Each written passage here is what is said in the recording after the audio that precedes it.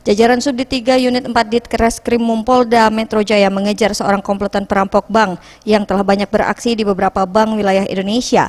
Salah satu di antaranya harus tewas diterjang peluru petugas lantaran ketika hendak diamankan tersangka pelaku melakukan perlawanan.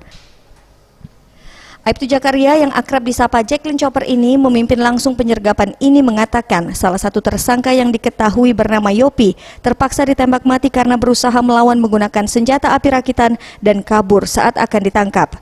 Kedua tersangka pelaku yakni Helmi dan Yopi merupakan bapak dan anak. Keduanya ditangkap saat berada di rumahnya. Sang bapak mau menyerahkan diri tapi anaknya mencoba kabur dan melawan hingga pihaknya melakukan tindakan tegas dan terukur. Kedua tersangka merupakan pelaku bobol bank yang beraksi hampir di seluruh wilayah Indonesia dan merupakan sindikat spesialis pembobol bank dengan menggunakan teknologi informasi. Selain itu pihaknya mengamankan barang bukti 2 pucuk senjata api rakitan jenis Colt 38 termasuk amunisinya kaliber 556 dan mengamankan laptop serta beberapa barang lainnya yang diduga digunakan pelaku saat beraksi. Semuanya seluruh Indonesia. Ini bapak sama anak ya bang katanya? Apanya? Bapak sama anak tadinya ditangkap.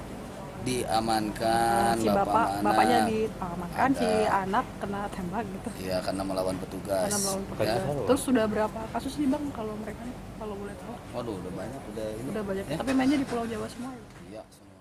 Tim Liputan Sriwijaya TV.